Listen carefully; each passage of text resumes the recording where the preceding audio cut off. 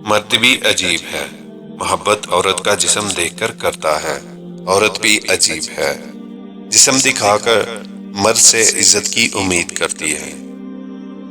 جس نیت سے طوائف برقع پہنتی ہے، کچھ مرد اسی نیت سے داڑھی رکھ لیتے ہیں۔ آپ دنیا کی تمام عورتوں کو برقع پہنا دیں، پھر بھی حساب آپ کو اپنی آنکھوں کا دینا ہوگا۔ میں ایسے عشق کا قائل نہیں جو مرد کی طرف سے ہو۔ مرد بھی کیا عجیب شے ہے، بیوی میں طوائف جیسی ادائیں اور طوائف میں بیوی جیسی وفا تلاش کرتا ہے۔ مرد کی قربت بھی عورت کے حسن کے لیے کتنی ضروری ہوتی ہے۔ جس طرح بعض بچے وقت سے پہلے پیدا ہوتے ہیں اور کمزور رہتے ہیں، ٹھیک اسی طرح وہ محبت بھی کمزور رہتی ہے جو وقت سے پہلے جنم لے۔ ہمارا معاشرہ ایک عورت کو کوٹھا چلانے کی اجازت تو دیتا ہے، مگر تانگا چلانے کی نہیں۔ جب عاشق کے پاس الفاظ ختم ہو جاتے ہیں تو وہ چومنا شروع کر دیتا ہے۔ میرا مشاہدہ ہے جو آدمی پرخلوص ہو، ہنستے ہوئے اس کی آنکھوں میں آنسو ضرور آ جاتے ہیں۔ علم خرید سکتے ہیں لیکن عقل خدا کا عطا کردہ تحفہ ہے۔ ہم عورت اسی کو سمجھتے ہیں جو ہمارے گھر کی ہو، باقی ہمارے لیے کوئی عورت نہیں ہوتی، بس گوشت کی دکان ہوتی ہے، اور ہم اس دکان کے باہر کھڑے کتوں کی طرح ہوتے ہیں جن کی ہوس زدہ نظر ہمیشہ گوشت پر ٹکی رہتی ہے۔ محبت محلوں سے زیادہ جھونپڑیوں میں رہتی ہے۔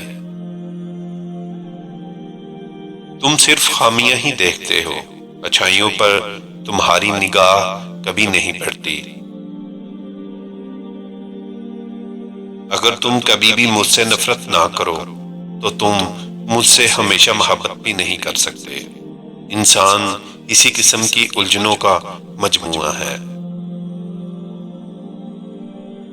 جسم داغا جا سکتا ہے لیکن روح نہیں داغی جا سکتی۔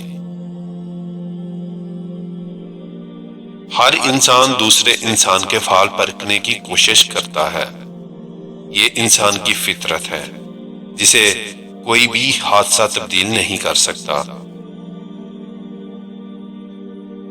میں کہتا ہوں اگر آپ مجھے پتھر مارنا ہی چاہتے ہیں تو ذرا سلیقے سے ماریے، میں اس آدمی سے ہرگز اپنا سر پھڑوانے کے لیے تیار نہیں جسے سر پھوڑنے کا سلیقہ ہی نہیں آتا۔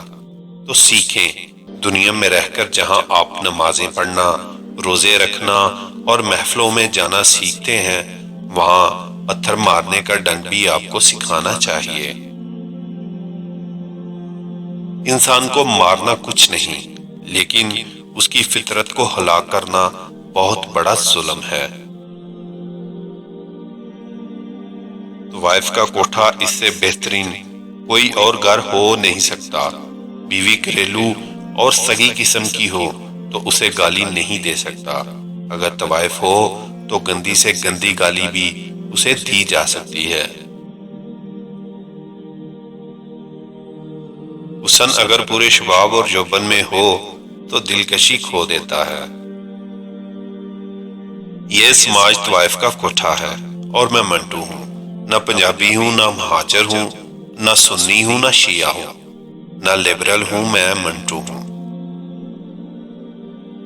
یہ سماج جیسا ہے مجھے ویسا نظر آتا ہے۔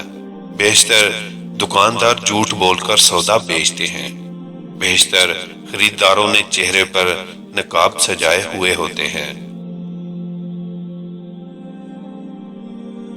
انسان بھی کتنا ذلیل ہے، یہ اس کے حالات زندگی کتنے افسوسناک ہیں کہ وہ گراوٹ پر مجبور ہو جاتا ہے۔ مجھے جھوٹ سے نفرت ہے، منافقت سے بیر ہے، میں جھوٹ کی دکانوں پر پتھر مار دیتا ہوں۔ کہتے ہیں کہ قانون غریب کا رکھوالا ہے، نہیں، سب کہنے والے جھوٹ کہتے ہیں، یہ قانون غریب کا رکھوالا نہیں، بلکہ کوٹھے پہ بیٹھی ہوئی ایک طوائف ہے جو امیر کو تو میسر ہے، مگر غریب کی طرف دیکھنا تو دور الٹا تھوکتی ہے۔ سارا قصور اسی رات کا ہے جس نے انسانی زندگی کو کئی خوبصورت روشنیوں سے متعارف کروایا ہے۔ میرے نزدیک وہ باپ اپنی اولاد کو جنسی بیداری کا موقع دیتے ہیں جو دن کو کئی گھنٹے اپنی بیوی سے سر دبوانے کا بہانہ کر ان سے ہم بستری کرتے ہیں۔ مرد کی قربت عورت کے حسن کے لیے بہت ضروری ہوتی ہے۔ مرد جب کسی عورت سے عشق کرتا ہے تو وہ کبھی پیچھے نہیں ہٹتا، کم وقت اپنی جان قربان کر دے گا، مگر اپنی محبوبہ کو ذرا سی بھی ایذا پہنچنے نہیں دے گا۔ خطرناک قسم ان عورتوں کی ہے جو پردہ تو کرتی ہیں لیکن درِ پردہ نہیں کرتی۔ جو چیز معلوم نہ ہو اسے معلوم کرنے کی خواہش شاید ہر شخص کے دل میں پیدا ہوتی ہے۔ اور اس سے محبت کرنے کا پہلا مقصد یہ ہوتا ہے کہ اس مرد کی ہو جائے۔ جب حسن تھا تو آئینے نہیں تھے، اب آئینے ہیں پر حسن کہاں۔